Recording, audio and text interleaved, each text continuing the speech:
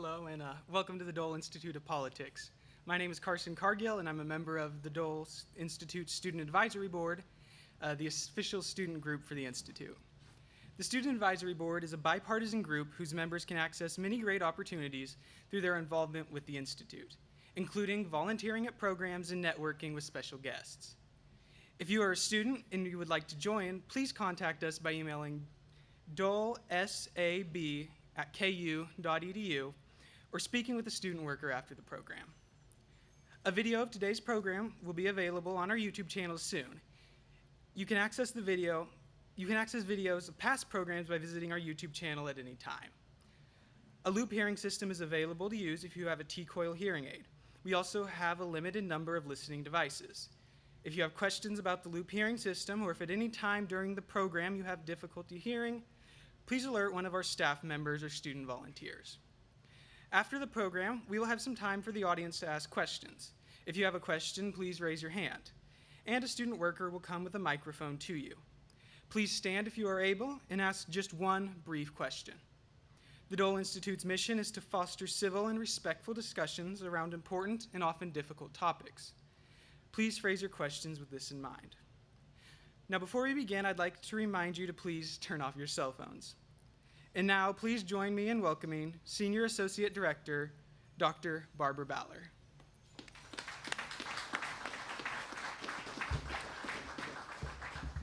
Thank you very much.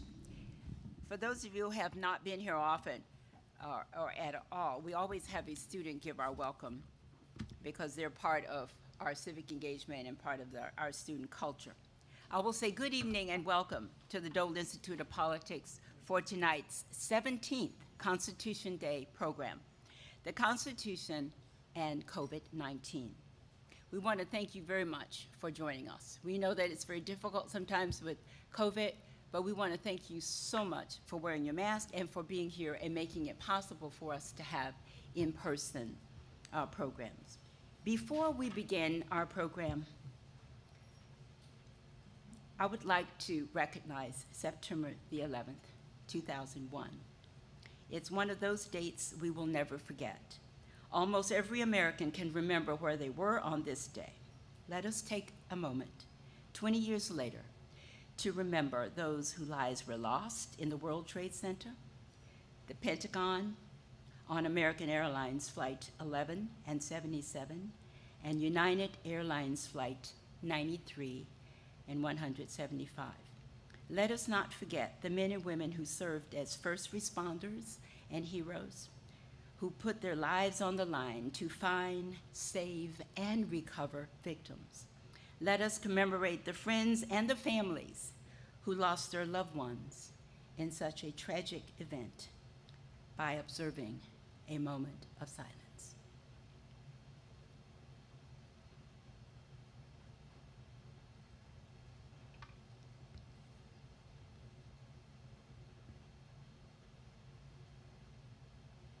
Thank you very much.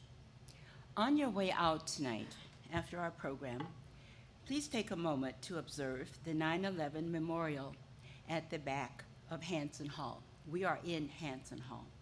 We have an exhibit on display in Simon's Media Room, which is the first room to your left, commemorating the 20th anniversary of 9/11.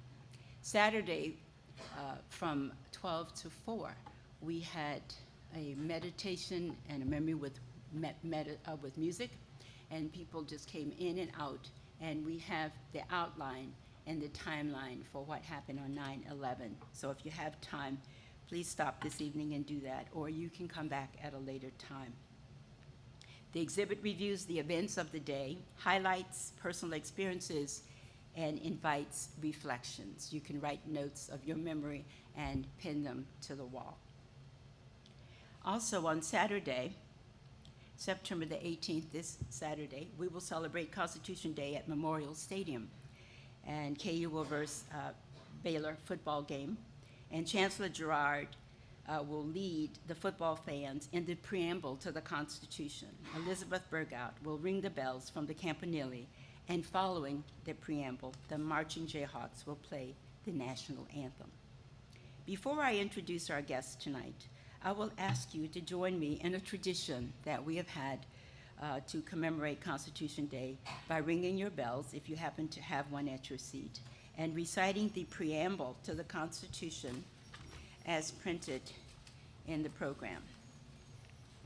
I will lead you in the preamble, and I will be ringing my bell. And this I borrowed from a friend, and it's a little small Liberty Bell that they bought in Pennsylvania. So with that, program.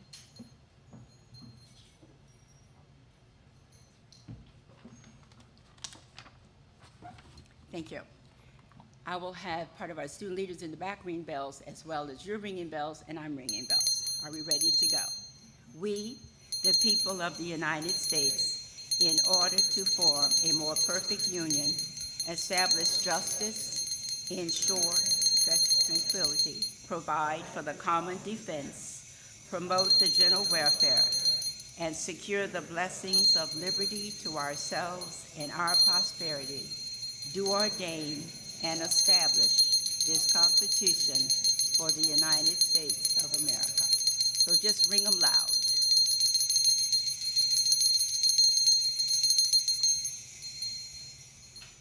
Thank you very much.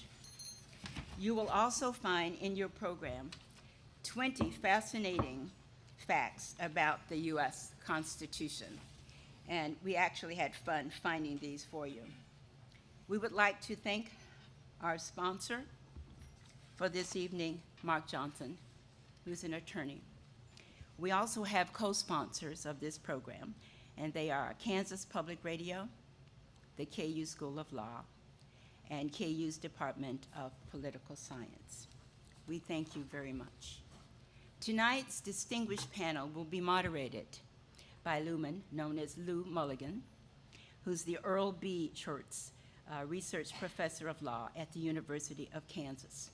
Lou Mulligan joined the KU Law faculty in 2010, where he teaches predominantly civil litigation courses. In the ensuing years, KU Law students have recognized Lou for his teaching several times, including awarding him the Dean Frederick J. Monroe Teaching and Mentoring Award. Lou has authored and co-authored 4 books and treatises on jurisdiction and procedure. State and federal courts at all levels cite Lou's scholarship regularly. In addition to his duties at KU Law, he served or continues to serve on the Kansas Judicial Council, Civil Rules Advisory Committee, the U.S. 10th Circuit Court of Appeal Criminal Justice Act panel, and the Kansas Court of Appeals Mediation Study Committee.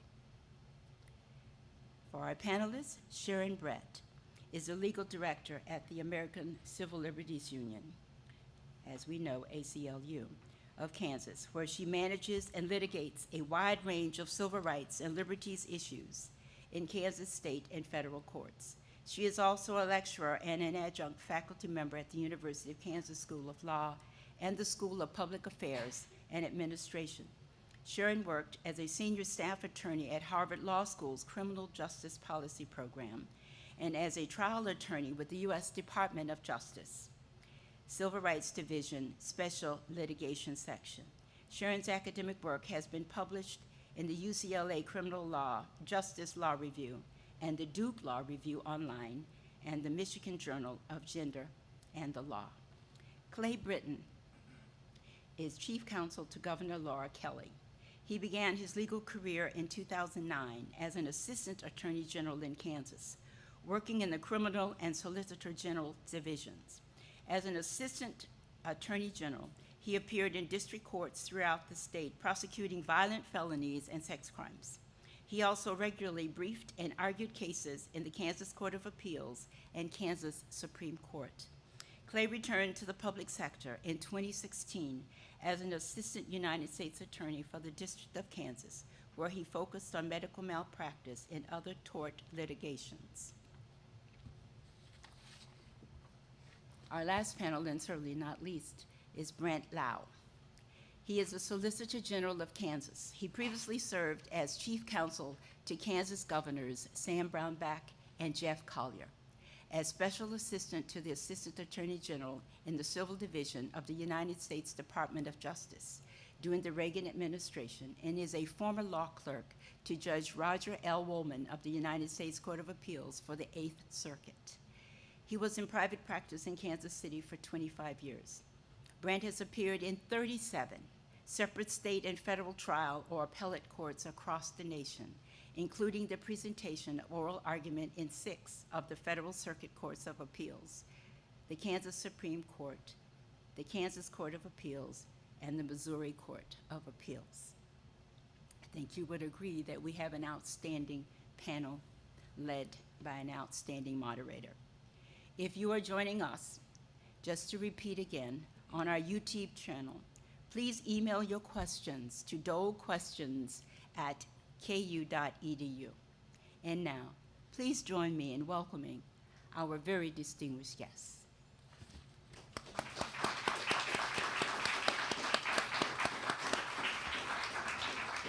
I turn the program over now to Lou Mulligan. Thank you, Dr. Ballard. It's a pleasure to be here and to have folks in person. Thank you for being here. Also, welcome to our folks online. I've tried to convince my teenage daughters that this makes me a YouTube star. I'm sure we can all agree that at least among us that's true. I also like to extend a special welcome to some of my students here. Yes, we will still meet at 8 a.m. For procedure tomorrow morning. And lastly, special thank you to Mark Johnson, not only for sponsoring this event, but for his many years of teaching all across the university and commitment to students, so thank you so very much. I hope to shut up really soon and turn it over to my guests, but one last thing for us in the room and for our folks joining us online. Our discussion today is about what the Constitution would allow, not necessarily what you might think or I might think is good policy. Those aren't always the same thing. We want to think, well, X is constitutional, therefore that's it's good, or X is unconstitutional, therefore it's bad. It's perfectly okay to think, I think that masking is a good policy, but maybe it's not constitutional, or maybe it is constitutional, I think it's a bad policy. That we're going to separate those two ideas for our discussion tonight. We're going to hope to, or plan to anyways, talk about 3 broad topics. We're going to talk a little bit about social distancing regimes and the Constitution, masking orders and the Constitution, and then vaccinations in the Constitution. So we'll try to have a little bit of discussion around all of those. I am a law professor. If you don't know what that means, it means I get to cold call on people and ask them questions. I'm tempted to call on Ellie in the audience, but I'll pass on that today. I would like to start, though, with Brant. So we're going to start our discussion with limitations on gatherings and how that might interact with the Constitution. So, Brant, has the United States Supreme Court addressed state-imposed quarantine orders or gathering orders at all? Well, thank you, Professor, and thank you to the Dole Institute. It's a pleasure and an honor to be here this evening. It's an institution and a man that I've long admired. But back to the question. So your question about mass gatherings brings to mind some of the seminal Supreme Court decisions. The first one that comes to mind for me is the case of the SS Britannia. That was a steamship.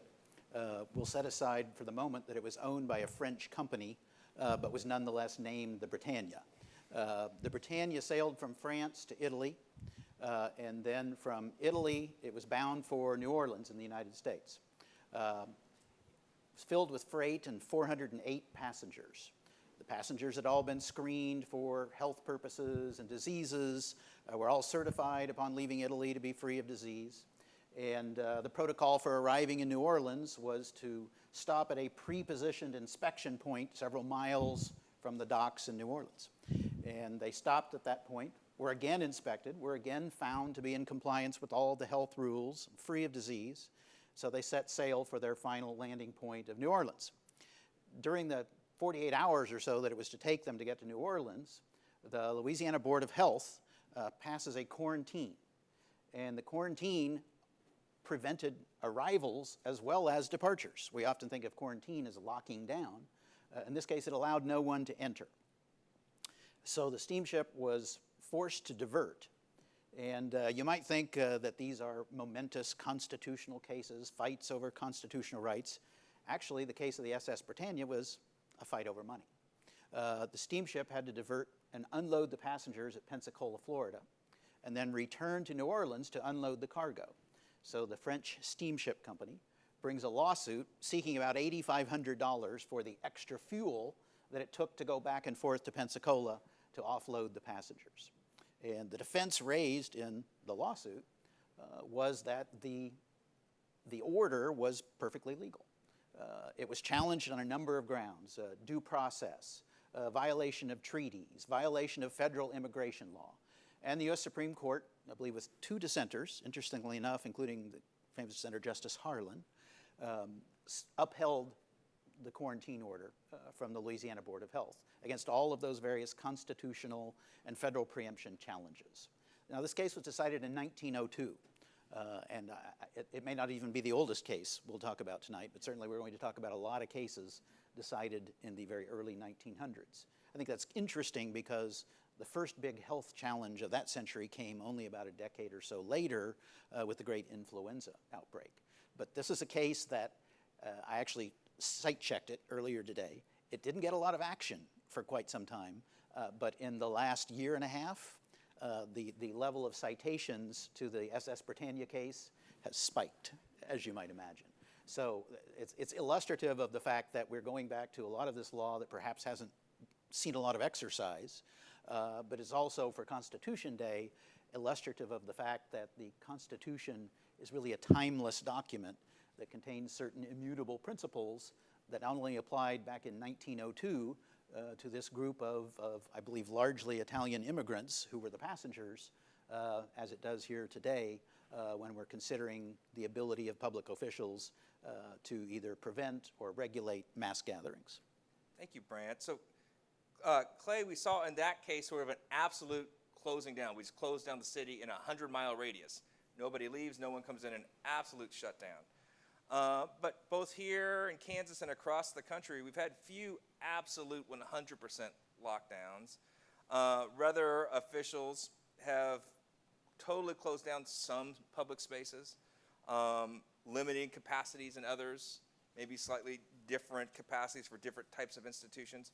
Could you sketch out for us why most governors across the political spectrum took this middle ground approach, as opposed to absolute shutdowns, as we saw in the Britannia case? That is a great question, and if I check my Fitbit with my heart rate monitor, I've gone back to Civ Pro 1, because this was my professor in Civ Pro 1. At least this is Rolling Boulder and not Lightning Strike. Yeah. But so I think the reason is reasonableness. You know, I can speak obviously firsthand from experience in Governor Kelly's office during the pandemic, and obviously tried to keep track of what other governors were doing across the country. And you know, the first question that you have to ask is, where's their risk of this disease spreading? And it's probably not true that there is the same risk in all places. For instance, we, I think, know by now that there's much less risk, in fact, almost negligible risk in most outdoor settings, depending on the number of people and how far apart they can stay. So I think that's the first question that most governors looked at, and certainly that our administration looked at. The second would be, you know, what are the effects of closing down a particular type of activity or a particular venue or space? Does it have other effects that maybe are worse than preventing the spread of disease in that place? And that's, I think, where the crux of a lot of the distinctions and a lot of the, as you kind of described, half measures or not full lockdowns comes in, because there are a lot of places where maybe there's some disease spread that you would want to prevent in that situation, but you also have a function that is essential in some other capacity to public health. And so our orders in the early part of the pandemic that affected mass gatherings, or as we described them, stay-home orders, definitely made exceptions for those kinds of activities that if you shut this down, you're going to have a whole other different kind of public health problem. So, I mean, a classic example is grocery stores. Utility companies, I mean, you still need the power on in your house, you still need something to eat, you still need the water to flow.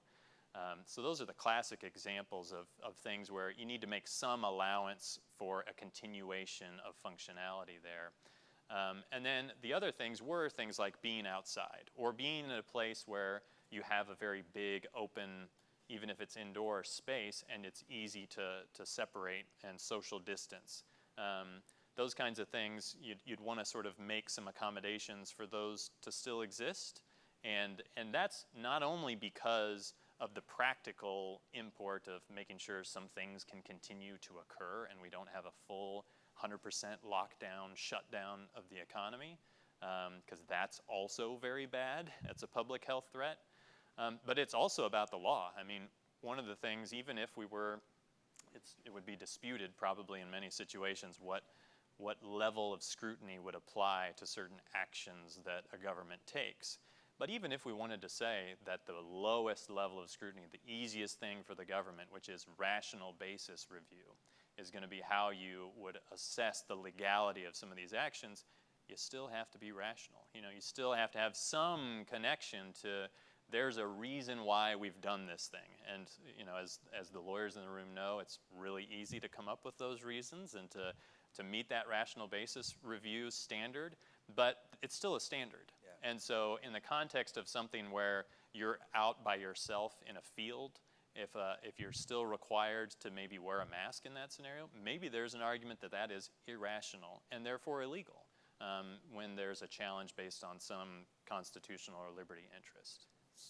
Thank you, Clay. So Sharon, as we're thinking about governments now and government officials making choices and providing reasons, we even see back in our old Britannia case that part of the subcontext and part of the discussion in that case was that quarantine order was maybe used because we didn't want Italian immigrants coming in, and that was at least a subtext part of that case. You know, from your position in a civil liberties organization, as you're looking at many of these governmental orders, what concerns are you seeing on issues of enforcement and mass gatherings when we're not having 100% lockdowns? What are the types of concerns that come across your desk in your mind? Sure. So I think the principal thing that we'd be looking at is whether something is neutrally applicable. So is it singling out a particular type of activity? Is it singling out a particular type of group? Is there a way in which this is going to harm one population over another or one protected right? So the classic example where this came up with a lot of the early lockdown orders was in religious gatherings. So making sure that people still had the right to practice their religion, even in the face of the pandemic, is sort of a key civil liberties and civil rights issue. So you saw the Supreme Court take on a number of these cases, basically through its shadow docket early on in the pandemic, and considering whether limitations on mass gatherings that seemed particularly aimed at religious institutions and gatherings inside of religious facilities, whether or not those could stand.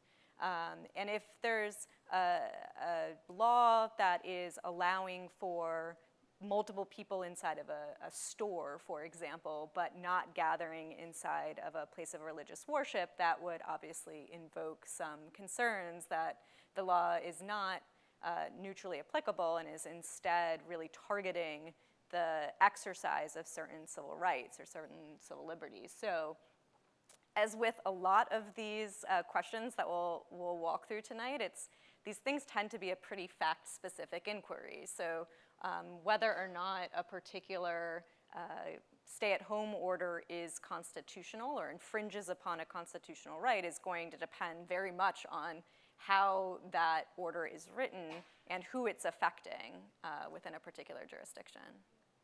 Thank you, Sharon. So Brant, maybe we could talk a little bit about the shadow docket is this term that a clever law professor, you know, probably a YouTube star like me, came up with for a lot of decisions that the Supreme Court makes that aren't full-fledged. They had the argument in the building case for these sort of emergency orders.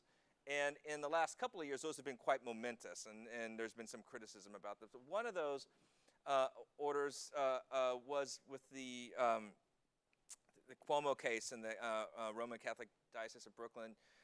So Brant, what went on in the case, and have we seen other things like that? You know, what exactly was there? Was a targeting type of thing, and what was up with that case as compared to other issues where we didn't see that same type of concern from the Supreme Court? So this has been one of the, I think, the most publicized or discussed, at least in the law, aspects of the Supreme Court's docket during the pandemic. And the shadow docket, we could probably have another whole program on the shadow docket. I don't use that term pejoratively because, frankly, every court in America has some sort of an emergency docket where motions of that type are heard. But the first one of these to reach the Supreme Court was, I believe, the South Bay decision, and there the court found that the mass gathering limitations could be upheld. It was 5-4. Chief Justice Roberts wrote a concurring opinion where he talked about a case that I'm sure is going to come up throughout the discussion this evening called the Jacobson case. It's a 1905 Supreme Court case that upheld a smallpox vaccination requirement. And then a very significant event in the history of the court occurred. There was a change in the composition of the court. With Justice Ginsburg's passing, Justice Barrett joined the court. And another case reached the court presenting essentially the same question. Sure, the facts were a little different, but the issue was the degree to which one of these orders on mass gatherings could impact religious services, religious observances. And that's the Catholic Diocese against Cuomo case. And there, again, a 5-4 decision, but the majority switched. And in that case, the restriction on the mass gathering was struck down, or at least not upheld on an emergency basis. And to me, the most interesting part of that was perhaps the Gorsuch concurring opinion, where he talked about, he actually sort of mocked the Jacobson decision and said, this is not some towering precedent. It was a fairly modest, easy case at the time. And he focused more on a traditional equal protection type analysis. He said Jacobson was just a rational basis case. In other words, there was a good reason to require smallpox vaccination. In this case, we have the overlay of course, a right, the First Amendment, the religion clauses, free exercise clause from the Bill of Rights. And because that's a fundamental right, we have a higher level of scrutiny. We don't use rational basis, we use strict scrutiny. And he said it doesn't pass strict scrutiny, and the majority agreed with him, when, for instance, a liquor store can be open and have as many people as it's able to jam in to buy liquor, or a bicycle shop can be open for as many people who want to go have their bicycles repaired. But a church or a religious facility can only have, I believe there was a restriction in that case to 25 attendees at any service. And he said that doesn't fit. That's irrational, doesn't survive strict scrutiny. So again, we have a situation where, as Sharon, as you said, we're looking at these facts and we're drilling down on the details of what the particular restriction is and putting it under more of a microscope because it involves a fundamental right. The First Amendment right to free exercise of religion. And just for all of our folks at home, different types of legal questions are reviewed differently. And in some sense, this is trying to figure out what things are for democratic institutions to really decide and what things are for courts to decide. And so strict scrutiny or those types of things, we're not really comfortable with democratic organs making these decisions, whether you can go to church or not, as opposed to other sorts of things. We're going to give a lot more deference. There really should be democracy decides these things. And so we give these technical terms to suss out what I hope is a relatively intuitive idea. Right? Some things we vote on, and if I'm in the 49%, I have to suck it up. And some things we don't get to vote on. And we don't get to vote on whether I get to go to mass or synagogue or to mosque, right? That's not a thing up for vote. And so we try to separate that with these legal doctrine a little bit. So I'd like to finish maybe this discussion with a question for the panel. So at least there's some broad background, it's hard to say any more consensus on anything, but at least there's a broad background consensus that a state government could have some type of quarantining power, maybe in a 100% lockdown or a partial lockdown. But that raises the question of who gets to exercise that power. Should it be done by cities, counties, a county health officer, the governor, state statute? How do we do that? I'd like to hear the whole panelists on that, but maybe we might start with you, Clay. I think that's been a little bit of your job the last couple of months. Sure, Yeah. indeed. You know, I think one thing that I have learned being sort of emergency management adjacent as I have over the last couple of years is there's a mantra in emergency management, which is that all emergencies begin local and end local. And so I think from a practical sort of emergency management perspective, that's how you would like to be able to deal with an emergency. And most of the time, when we're not talking about an infectious disease pandemic, you know, we're talking about tornadoes and floods and wildfires and things like that that truly can be described most of the time as local. When you get a very transmissible infectious disease, it becomes a little bit harder for that to be seen as a strictly local emergency. Although, in a lot of cases throughout history, we've seen there's an outbreak here, there's an outbreak there. We have local health departments that are set up to deal with those. And so I think it's a tough judgment call with something like the COVID pandemic in particular. You know, we in the governor's office have struggled throughout with finding the right line between local control, they know best, and they're able to make decisions about issues that are affecting that county, that city, that school district. And on the other hand, the state needing to come in and do something to maybe set a uniform playing field for everybody across the state. And there was a time early in the pandemic when a couple of stay-home orders started popping up in some of the more populous counties, and they were all this kind of mishmash of different rules. You know, different places had different times, different numbers for mass gatherings, different types of businesses that were either essential or not essential. And once you especially start talking about that, if you're shutting down, you know, gas stations in your community, that affects everybody who's driving through. So it just became, at some point, a question of, is this really working to have this patchwork? And I think the judgment that was made in Kansas and a bunch of other states was that we really need to have a statewide set of rules, but that the preference still is always, let's do this on the local level. And until we know that we can't do it on the local level, we should keep it there. And that's obviously very difficult, especially when a lot of the resources flow through the state or something like that. So there are obviously legal implications in terms of state law and state statutory requirements as well that factor into all of that. But it's certainly something that continues to be an issue with every kind of emergency, but especially a pandemic.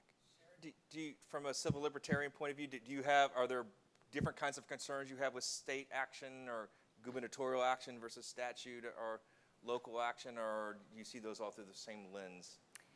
I certainly agree with what Clay was saying, and I think that the question of what's rational in a given situation sort of depends on the facts on the ground, right? So if a particular disease is a problem in one county or two counties, having a statewide action that affects people, you know, across the entire state for something that impacts really only a population in one corner of the state, that might raise some concerns here.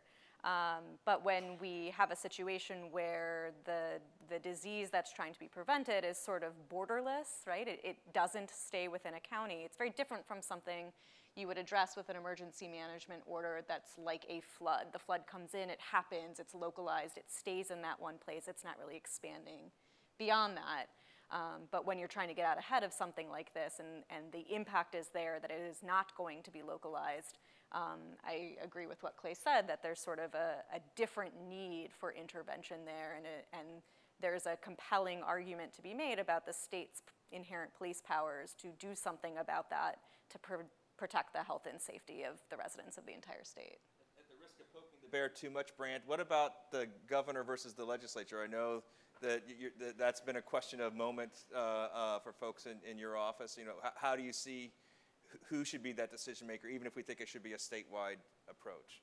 Well, I was actually just thinking when you introduced the topic, you mentioned local governments and the governor, but one of the things you didn't mention was when there are potential differences of opinion or differing views within the branches of government, state government itself, which we've seen some of in Kansas. I think the reality is, like so many things in politics and government, it's kind of a plate of spaghetti. I mean, it's going every which direction. There's so many competing interests We did obviously see in Kansas some differences of views on how to handle the pandemic between the executive branch of Kansas government and the legislative branch. Those issues come down to how many votes do you have in the legislature, the ability to override vetoes, and we saw some of that occurring. You know, the ensuing litigation, some of which is pending, will be the ultimate resolution of those issues. I mean, it was, Clay and I share an interesting set of backgrounds here because I previously held the position that he has now. And the biggest emergency I had were, and it was big, it was significant, were the dramatic wildfires in southwest Kansas. And believe me, you can't imagine looking at a mound of 1,000 dead, burned cattle. It was an incredible experience, but it was localized. And it thankfully didn't spread, and unlike the pandemic, which Clay has had to deal with, its tentacles reach across the entire state and present all sorts of new and I think potentially more difficult issues that frankly can be compounded when there's a differing viewpoint within the government itself about how to handle those issues. We could, you know, really talk all day just about gathering, but I would like to talk a little bit about masking mandates, which also, you know, are not divisive at all, and everyone has the same view on that. So, Sharon, I'd like to again, back to my law professor mode, which that's really all I'm trained to do. So, It's a good mode for you. Yeah. So has the United States Supreme Court addressed the constitutionality of state-imposed masking requirements? Do we have sort of settled law there or no? No.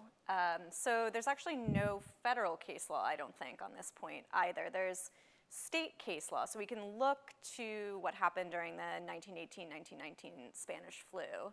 And back then, the state courts heard some challenges to masking restrictions. So there were all sorts of restrictions put in place, very similar to what we've all lived through for the last 18 months, stay-at-home orders and limits on mass gatherings, masking requirements, and things of that sort. And the courts there found that it was sort of within the inherent right of police powers to keep the people of a state safe and to have these mask mandates as part of that. And it was sort of an issue that turned on a question of the political question doctrine rather than the sort of individual rights questions that we see come up in the mask mandate debates of today, but really focusing on, you know, whether or not it was up to the courts to decide the legality of a mask mandate, whether it was essentially something that should be left to the political branches, and that's what the courts decided it should be, that politicians, those who are elected by folks in the community, should be the ones that get to decide about whether or not a mandate like that should exist rather than the courts. But a little bit different than some of the challenges we're seeing today. Right, and some of those older challenges were a bit more generalized. We didn't have quite as sort of specific challenges that we're seeing some today. So Brant, if we could turn back to you. So I think there is a consensus, there is some sort of broad background public health power. But if we start thinking that as against different individual rights, this idea of rational basis review versus strict scrutiny that we were talking about before, what are some of the concerns when we start thinking about specified challenges to a mask mandate that the courts are looking at and we're thinking about? So I would think that as to mask mandates, those who are drafting them should keep in mind, and they're going to be at risk if they don't account for issues like disability, health issues, if there are people who cannot wear a mask or cannot comfortably wear a mask because they have some breathing issue, medical issue, or health issue, and that's not accounted for in a mask ordinance, there are probably going to be litigation vulnerabilities. And then just like the mass gatherings that we discussed a few moments ago, if there are religious or faith-based objections to the wearing of masks in any particular faith tradition, and that's not accounted for in a mask ordinance, I think, again, that would be a point of vulnerability that you could see courts seizing upon and either requiring that kind of an exception or striking down a masking ordinance. And we're also seeing, in addition to those two, some discussion around free speech issues whether mask wearing is compelled speech. At least, maybe you're not a fan of these, but we are seeing a lot of those cases. Is that a form of compelled speech as well? So I think those are sort of the three families of challenges that we're Strikes me as a very difficult argument. Yeah, they're not all winners, that's for sure. That's why some of us, work by the hour, right? So it doesn't. So Clay. Once again, you're in the chair of trying to do these things. How does one try to strike these balances? You have these perhaps ADA or other health concerns. You have free exercise concerns. Perhaps there's some free expression concerns. How do you navigate those waters? Well, I think the answer is very carefully. If you're lucky, and by the way, luckily at the governor's office, we're no longer in the business of writing orders like this. But of course, we did about a year ago, a little more than a year ago, and it's the same kind of be reasonable stuff. It's if you're outside and you're maintaining social distancing, then maybe you don't have to have a mask in that scenario, and it doesn't make sense to mandate it in any way. I remember drafting the executive order for masks in, I think it was last July, and thinking through, like, what are the things where there's just no reason? And it is those medical exceptions, first and foremost, I think. You never want to do anything in the name of public health that is contraindicated for someone's individual health. That doesn't make too much sense. So it was finding and trying to understand what those things are. Is there an age limitation under which, this is no longer very safe? I think we had an exception for those under 5 years of age. Anything where a doctor has recommended because you have a breathing issue or something else, those who are either deaf or hard of hearing and need to be able to see others' mouths or maybe even use their own to communicate, and you can't do that with a mask on. We tried to make as many of those kinds of exceptions as possible. But at the end of the day, it gets back to the idea that I think you were talking about, Professor, in terms of who is the right, and Sharon made this point, who is the right sort of entity in government to be making these choices? Does this really come down to an issue of legal rights, or is this a judgment call for elected officials to make? And in a judgment call situation, you're never going to have it exactly right. You're going to make the judgment call, and maybe the lawsuit's going to be filed anyway. And at some point, but you got to make the call. And so, I don't know. I think in the context of drafting some of those orders, working out what those exceptions are, where to draw the lines, you have to do your best, and then be ready to be nimble, because I can't tell you, I think that Governor Kelly, in her first year and a half, or maybe year and 3/4, broke the record for executive orders for a Kansas governor. And that includes a lot of folks who had, 8 years in office. So I will tell you, some of those executive orders were just tweaks of previous orders because we figured out, we should have done it this way. We forgot, we didn't know that this was an important exception to have. Let's put it in there. And now Executive Order 20-18 became 20-19 or whatever. So we tried to be nimble to those things. I think, a responsible elected official needs to do that, but also needs to understand at some point you got to make a decision and you got to get going. That's a difficult thing, especially in the context of controversy and potential litigation. Yeah. So Sharon, we heard some of the possible concerns. Are you seeing some of these concerns around masking that are maybe more momentous than others? Perhaps Brant's not a big believer on the compelled speech theories, but what are you seeing that are concerns from your vantage? So we haven't seen the compelled speech question posed to us, I can safely say, but the religious objections we've certainly heard. And I think there's sort of the question of the type of evaluation that happens whenever a religious right is potentially infringed upon. The court sort of goes through a full inquiry, and this is in the context of all sorts of other statutes that have to do with religious rights, whether the religious right is sincerely held, or the religious belief is sincerely held, and whether there is a, and a possibility of being able to accommodate that religious right, in a way that doesn't harm others. There's sort of these questions that get raised by the courts when we're evaluating these types of claims. So we have heard the religious rights concern, but I think it's interesting to think about, especially on the masking issue, and I'm sure you both have seen this in the state and nationally too, it's sort of coming from all different directions, right? So there are objections to mask mandates, and then in certain states, not in this state, there have been bans on mask mandates that have also been enacted, and we've seen litigation happen over those, and those in particular have been brought under the Americans with Disabilities Act. So there are claims that are made in federal court, and my counterparts in South Carolina and in Iowa both are handling cases on this issue right now. The Iowa court actually just issued a temporary restraining order against the ban on mask mandates in Iowa earlier this week or late last week, I forget which. But in those cases, there are parents and children with disabilities who are arguing that they are being denied the right to a free public education because the schools are not empowered to enact mask orders. For the school districts can't enact mask orders under the statewide ban on mask mandates. And so their kids cannot go to school because they would be put at serious risk if they were to go to school with a bunch of unmasked individuals and potentially be exposed.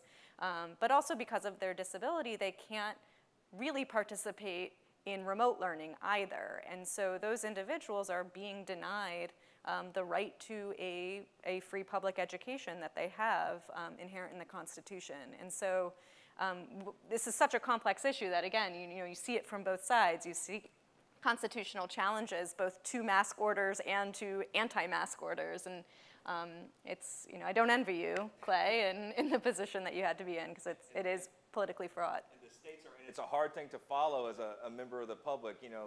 Texas has one fight going one way in Florida, another in Iowa, a third, and Maryland has an, it's just every day, if you're trying to keep track of this, it never stops, and it's each different state fighting within its own unique framework of law in that state with their different approach. We have about 10 minutes left in our conversation, or Dr. Ballard promised to bring the cane and take me off. So I want to make sure we do have the chance to talk a little bit about vaccine mandates.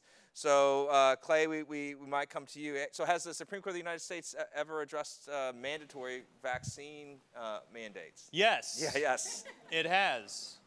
And Brant mentioned this before. This is the Jacobson versus Massachusetts case. It's 1905. It's Justice Harlan again. And whether it's an important case, as some might say, or as Justice Gorsuch says, not that big a deal, who knows? But it has some very on-point language for our situation. Again, I think Brant mentioned Massachusetts law empowered local health departments or local governments to institute smallpox vaccine mandates with very limited exceptions for, I think, kids under 2 or something like that. Otherwise, you get vaccinated or you're fined $5, which would be about $150 now. And so I think a born Swede who had emigrated to America, who had a bad experience with vaccination as a kid, was not interested at all in submitting to this vaccination requirement, challenged it, went up through the Massachusetts state courts and got to the U.S. Supreme Court, which held basically that the right of a community to protect itself from something like an epidemic disease or a pandemic disease can often trump the right of an individual not to succumb to certain medical or other treatments or restrictions. I read the opinion again the other day, and it's been sort of going around. There's a great Politico article about the factual background behind all of this that I'd recommend people read. But there's a lot of language from Justice Harlan in the majority. It was a 7-2 case that I think is really applicable to today, and I brought the thing because I wanted to actually read some of it. The court mentions that a society based on the rule that each one is a law unto himself would soon be confronted with disorder and anarchy. Real liberty for all could not exist under the operation of a principle which recognizes the right of each individual person to use his or her own, whether in respect of his person or his property, regardless of the injury that may be done to others. I think this kind of gets to the idea in the law and in economics of like an externality, you know, something that I can breathe or pollute or do to the environment, and I don't have to pay for it. The law usually allows us to impose some rules so that people have to pay for whatever it is they've produced that has a potential risk to others in the environment or in the economy or whatever it is. And so I think there's a lot from the Jacobson case that applies, especially in the context of state-imposed vaccine mandates. You know, as long as those state-imposed vaccine mandates don't distinguish among religious groups or, you know, traditionally minority populations or something like that, probably should be a rational basis review, just like in the Jacobson case. And I think this would be pretty on point precedent for upholding those kinds of mandates generally. Yeah, and the court touched this similar issue about 20 years later in 1922, upholding mandatory vaccines to go to school.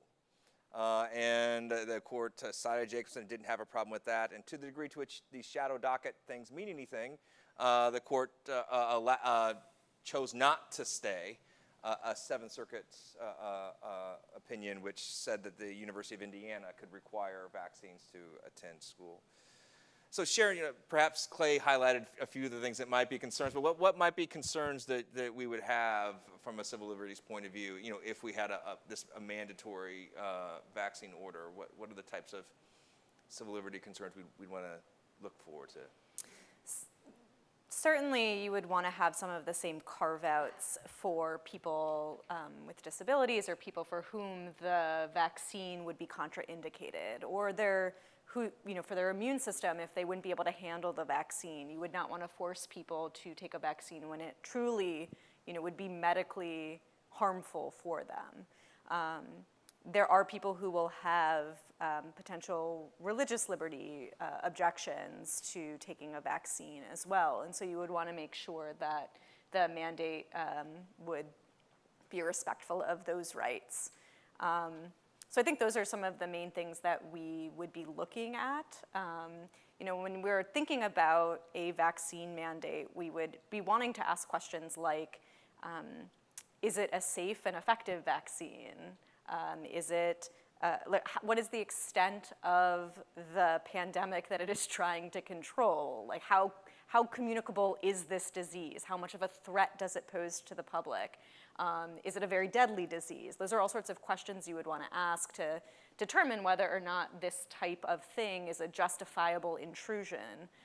You would want to know whether there were reasonable alternatives that were just as effective, that were less of an intrusion on somebody's bodily autonomy. You would be asking those sorts of questions. What's the enforcement mechanism? Is there an enforcement mechanism that would unduly target particular groups of individuals?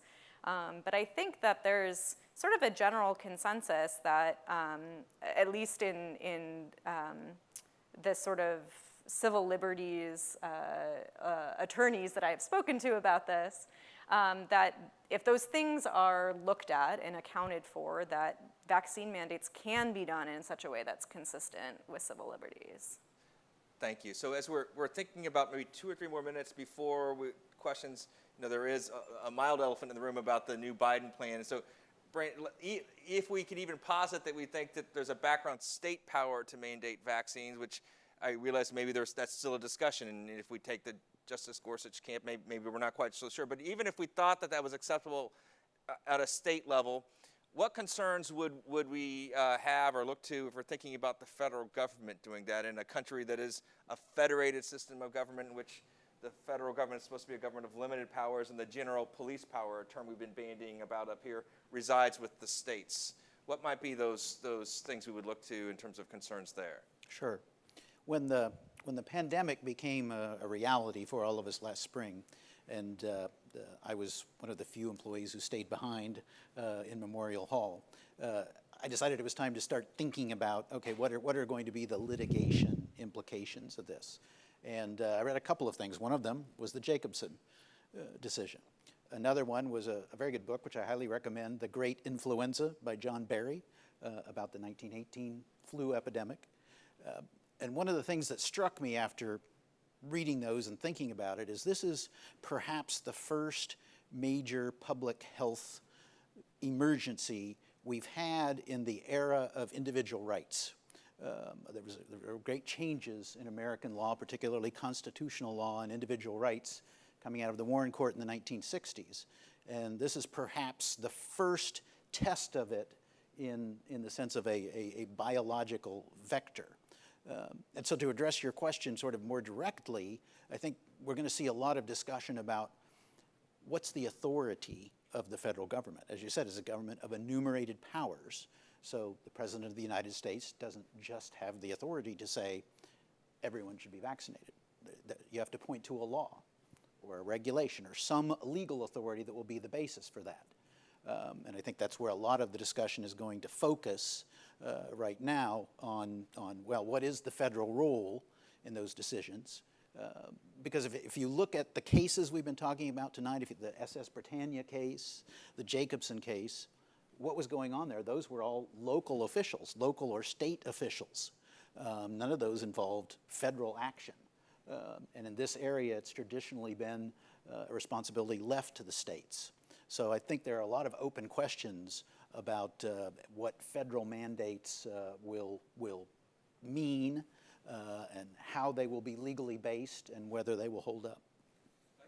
Well, I just wanted to piggyback on that a little bit because the other thing that has changed, at least jurisprudentially, since that time is not just maybe a greater emphasis on individual rights, which we might trace back to, you know, the Supreme Courts of the last 60 years or so, but also a much broader understanding of what the federal government's commerce power is. You know, 1905, 1902, this is long before the New Deal and the administrative state. It's before Wickard versus Filburn and Katzenbach and McClung, all those cases that have really emphasized and approved of federal authority to come in and manage an interstate market. And so I think it will be really interesting to see how the current court, which may be in a way, you know, not so interested in some of those expansions of the commerce power that were prevalent through the 40s and 50s and 60s and 70s, you know, weighs the individual liberties piece versus the sort of newer understanding of what the commerce power enables the federal government to do. Of course, the OSHA rule that's supposed to come down from the Biden administration will ultimately be a commerce power enforcement or execution. So I'm really interested to see what will happen there. I think that those who teach con law are going to have a new case probably to teach on Commerce Clause stuff after all this is done. Sharon? Yeah, I think it's an interesting discussion, but I think one of the open questions is this actually a vaccine mandate for the vast majority of people? Because one of the things that I was talking about just a few minutes ago was this sort of whether or not there's another viable option besides getting the shot. And so far, the only people that are mandated to actually get vaccinated are federal employees. Under the Biden's rule that he announced and what's going to come out from the Department of Labor, it's a test or vaccinate rule. And so there is that carve out. There is that protection. If people want to not get vaccinated, they can opt to test instead. And it's sort of, it strikes me at least on first blush, and I know certainly the courts are going to decide this and they are much better equipped to do so than I am sitting up on this stage right here, but it strikes me as sort of akin to a number of regulations that get passed for workplace safety. So you can do this one thing for workplace safety or you can do this other thing for workplace safety, but you sort of have to make a choice of the two. So I think it's actually, I think the vaccine mandate and the legality of the vaccine mandate coming from Biden is actually much more of a political issue in how we're talking about it than actually what was declared in that particular executive order. Well, as we'd love to have all the questions that you have and questions from online, but one observation I'd like to make, and one of the reasons I actually authentically love lawyers and being with lawyers, is we have folks who sit in very different chairs, who represent very different high-stakes political actors, who have a deep commitment to rule of law, to Constitution, to argumentation and discussing with each other and not at somebody, so that we can have a discussion like this tonight. So I, for one, that's makes me hopeful about everything. And so if nothing else, we have that. But we really do welcome all the questions we have from the audience, from our folks online. And so we would welcome those now, please. Questions?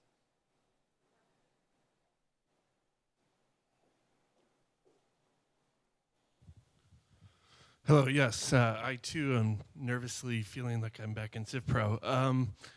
My question is, when I think about a lot of these issues, I think about the timeliness issue that kind of overrides all of these questions, that a lot of times these public health orders come down and then they change week to week or day to day even, and yet the constitutionality of these questions takes a long time to work up through the system. What do you guys think is a good way to deal with that kind of conflict between like the fast-moving approach nature of the problem with the slow-moving nature of our constitutional system? We can address that. It's not always slow-moving, is it, Clay? I think Lou will remember well that we had a lawsuit that was, I think, filed in the Kansas Supreme Court on a Thursday, argued on a Saturday morning, and decided by Saturday night. So it's not always that the wheels of justice turn super slowly, although certainly that's kind of the way it works in a lot of situations. Yeah, yes, indeed. Lou, yeah. So, it's certainly a concern, and, it strikes me as something that raises some of these issues about mootness, because it's really easy to basically moot a lot of these constitutional challenges if these orders go away before the court's able to actually make a ruling, So I think that is a concern and one worthy of some attention. But on the other hand, there's a reason that the courts move slowly, and that's because they're courts. They're not there to take, in most cases, swift action to make a judgment about something that is sort of like an active, urgent need in a community or a state or whatever. And so there's a part of me that thinks I'm kind of okay with the disconnect between how quickly some of these things happen and change and go away, and the inability in a lot of scenarios for courts to actively engage with those things. But there are the opportunities to do it, the emergency, the expedited briefing, the expedited hearing, even the shadow docket. I mean, that's one of the reasons why we have these shadow docket cases, is because that's how these orders end up having the opportunity to be weighed in on by the Supreme Court. They don't have time to do the full argument and briefing stuff that they normally do. So, Sharon, Brant, you want to jump in on this one? Or? Well, emergency lawyering is an intense experience, as you were referring to, and so that heightens perhaps the opportunity for error. But it's necessary, as you were alluding to at some points. I mean, obviously your case went from filing to decision in, what, a week or 10 days? We've got a case right now that we're handling that we made the unusual decision of asking the Kansas Supreme Court to expedite. It's a case that might have spanned a year and a half. It'll go from briefing to argument in maybe a month and a half. And that was because the developments merited the need for a quick decision, because people, frankly, are relying on these laws and the court's interpretations of the laws to dictate their actions. And when there's a lack of clarity or a misunderstanding about an enactment of the legislature or a court decision, sometimes, particularly in the atmosphere that we've had with the pandemic, it dictates something more than the normal litigation schedule. Another question? In terms of responses to public policy and such today about the pandemic and such, frequent references to religious beliefs.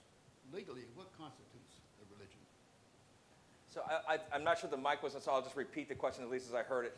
I think the question was a lot of our issues are revolving around religious belief. Right. And your question was? My question is, legally, what constitutes a religion? What makes something religious belief?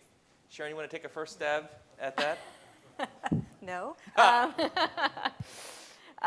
Well, you know, there are certainly established religions, and so courts will be able to look to those. They will look to make sure that the religious belief is sincerely held. So it doesn't necessarily need to be a mainstream religion of the sorts that you would think about typically, but there needs to be something that you point to that shows that it is actually a religion that you follow and that the belief is sincerely held. And that's sort of the case, I was mentioning this before, across various statutes. So RFRA or RLUIPA, the different tests that the courts look at for these free exercise adjacent federal laws will look to make sure that the religious belief that you are claiming necessitates a particular type of action, or the religious belief that prevents another type of action, you taking another type of action, they'll want to make sure that that's sincerely held. And I think that what the goal here is the courts don't want to get in the business of saying that's not a real religion, that one is, because that would be problematic. But at the same time, we don't want people to say like, oh, you know, oddly in my civil procedure class today, we had an example of someone who claims to be a practitioner of the Jedi religion. And could they bring a case under Title VII of the Civil Rights Act of 1964? So the way we would do that is that a sincere belief as opposed to do we think this is a real religion, right? Is this a sincere belief is how we would go after that. Thank you. Yeah, another question. After the shenanigans that led to the current makeup of the Supreme Court, how has any of your sort of calculations changed on whether or not this pandemic rule will be held up or not? Has it changed dramatically or not very much? Well, I would say one man's shenanigans is the next man's constitutional process. The fact is the composition of the court has changed in a meaningful way.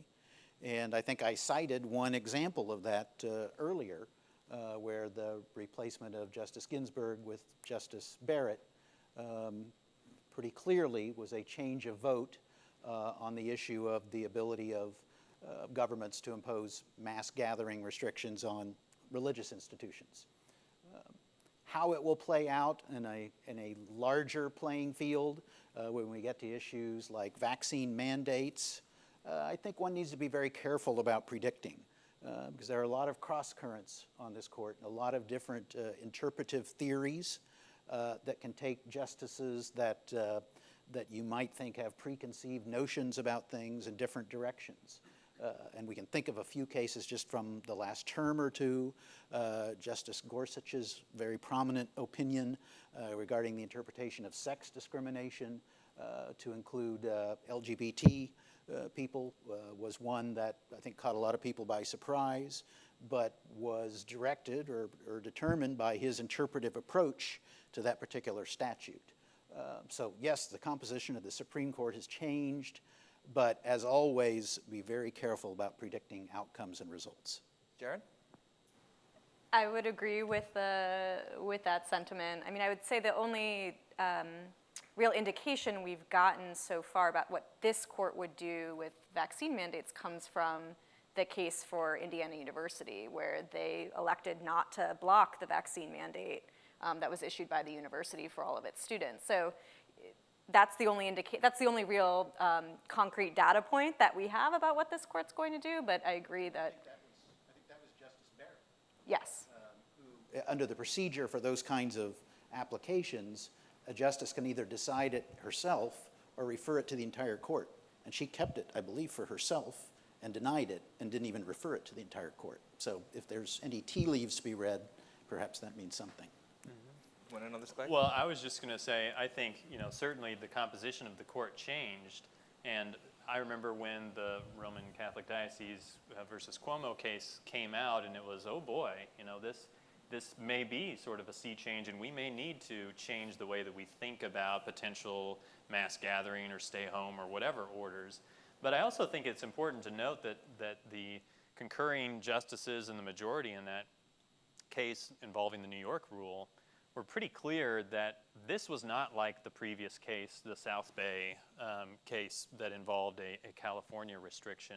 The rules there treated religious activity or institution one way in California, and it was very different, at least according to the court, in the New York case. And so to some extent, I don't know that I felt like that change in the composition of the court, and in particular the change from the South Bay case to the Roman Catholic Diocese case, necessarily said everything's different now, or there's a new regime in place, or anything like that.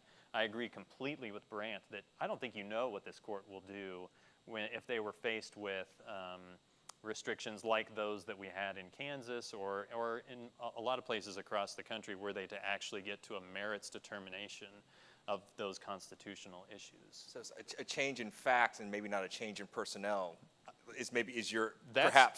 and that's exactly what the court said. Indeed. Really was the issue.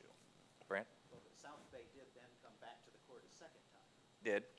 With a different outcome. Yeah. More questions?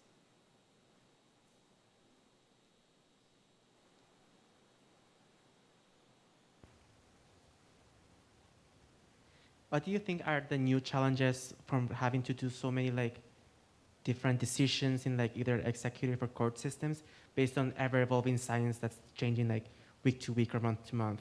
How do you think that has involved in like the courts or like the changing like the makeup of the system as a whole?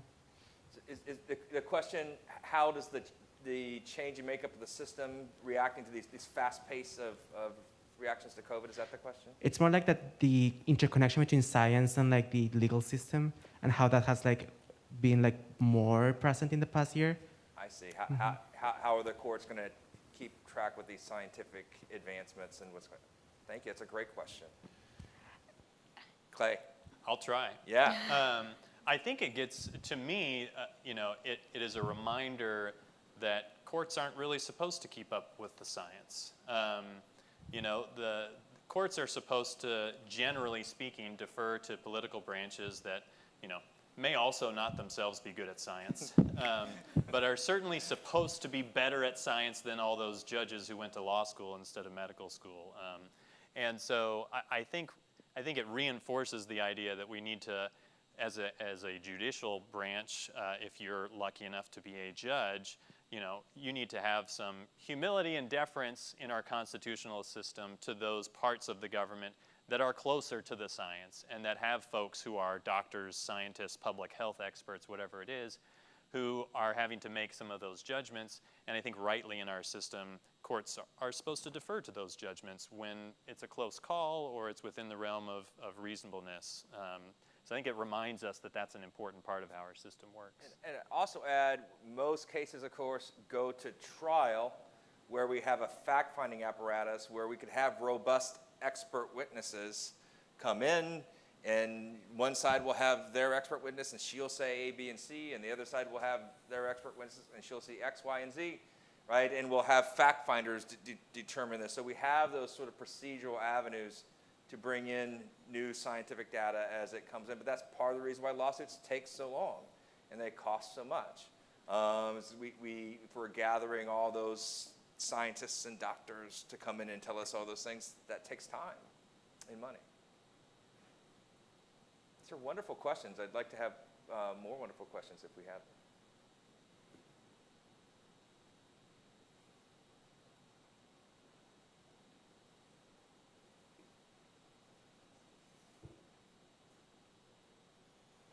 Good evening. I was curious to know if there's any precedent that would take into consideration, like the decisions that are made actually affect like taxes and insurance premiums of the general population, and so that also affects like the public welfare. So just saying that, if you take into account like individual liberties, you don't have to do what you don't want to do, but it truly affects the public welfare, so that it's more costly to a member of the public. I just wonder if those thoughts are taken into account, or do you see a role for those kind of thoughts, or if there's a precedent for that sort of thing. We could probably all speak to that. Would you want to start, Sharon? We can walk down the. Yeah, I'm not aware, to be honest. I don't know that I have a clear answer for you. I wish that I did. I think when we talk about the safety and welfare of the general public, I mean, certainly something like that can be included within that analysis, but I'm not aware of any precedent that's directly talked about that. There's obviously a whole host of ways in which individual actions affect the public, you know, beyond just the safety and health, right? Beyond just whether or not that communicable disease is passed on from one person to another. But I'm not aware unless you folks are. I'm certainly not. That seems to me to be a political question as opposed to one that would be capable of resolution by a court usually. I was hoping that your question was going to get closer to a taxpayer standing issue, and then I was going to call on some of the students from my undergrad con law class to tell us the two elements of taxpayer standing from Flass versus Cohen, but maybe next week in class. But I don't think it's really, I'm unaware, I don't think it would be sort of a judicial kind of issue to think about the impact on taxpayers of these sorts of exercises of individual rights. I wouldn't think so, and you probably wouldn't want it that way. And one way that one might hear your question is some of the political backlash in Kansas to the lawsuits over K through 12 school funding was precisely because many people saw those rulings as the court ordering tax increases, or the court balancing how much should we spend here for K through 12 versus what should we spend on roads versus what should we spend on dams versus what should we save for public retirement systems. And part of the people said, well, you 7 people in the Kansas Supreme Court, that's not your job. We have a whole building across the street where people do that. So I think as a public policy matter, our sound public policymakers in the legislature and in the executive weighing those costs. I can guarantee you that they are. Whether that's the job that the court should be doing, I think that most people who study would probably be a little bit uncomfortable with, even though we have a mild retention election system in Kansas, having predominantly unelected officials doing that type of weighing. You want to be able to vote the bastards out if they weigh it the wrong way.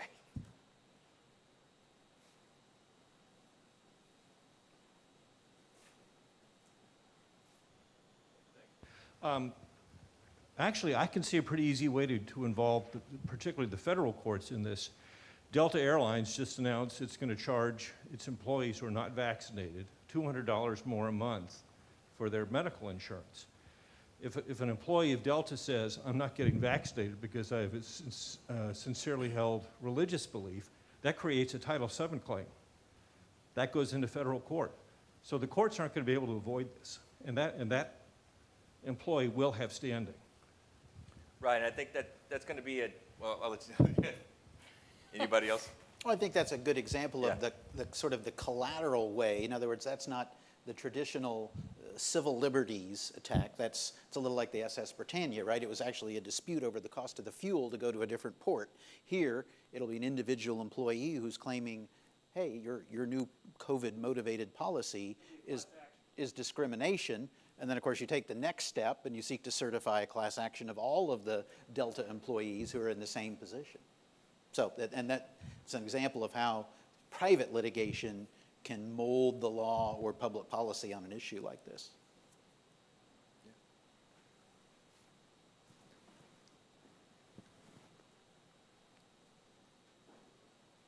Quickly putting aside the fact landscape that I believe it's a potentially marginal calendar decision to schedule this Constitution Day panel at the height of Yom Kippur fasting for those of us who are Jews and working towards atonement. Maybe it's perfectly appropriate, though.